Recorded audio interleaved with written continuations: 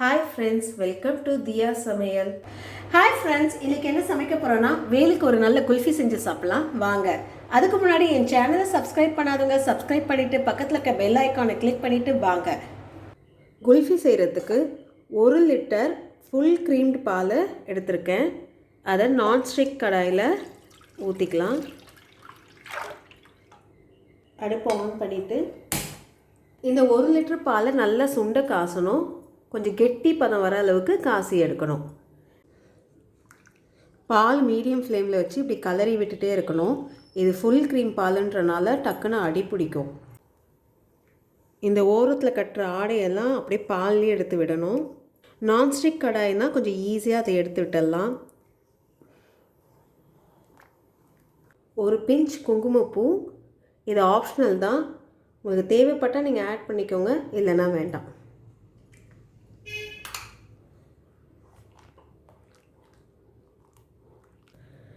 நல்லா சிம்மில் வச்சு கலந்து விட்டுட்டே இருங்க. இந்த ஓரத்தில் கட்டுற ஆடையெல்லாம் இந்த பாலில் எடுத்து விடுங்க.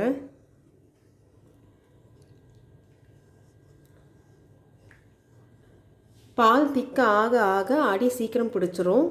அதனால் கலந்து விட்டுட்டே இருங்க.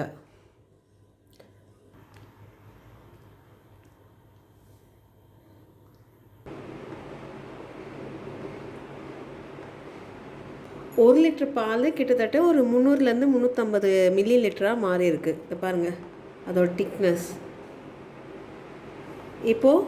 இப்போ அரை கப் சுகரை இதில் ஆட் பண்ணிக்கலாம். நல்லா கிளறி விடுங்க.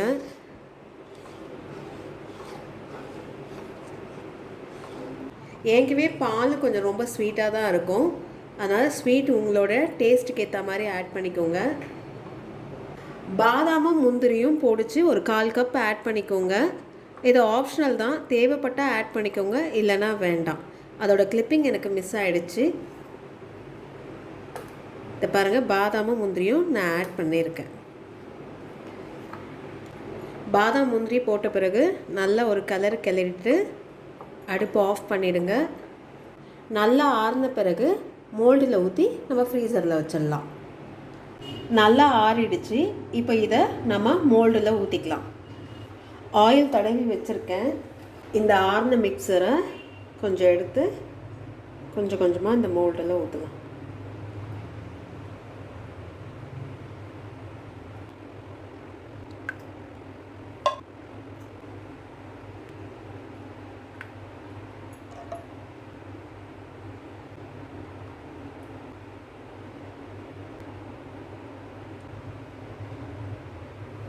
இப்போ எல்லாத்தையும் க்ளோஸ் பண்ணி வைப்போம்.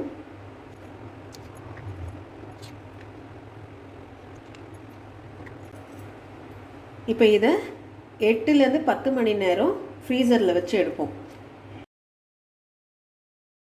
10 hours கழிச்சு நல்ல குல்ஃபி செட் ஆகிடுச்சு. இப்போ நம்ம எடுத்துடலாம்.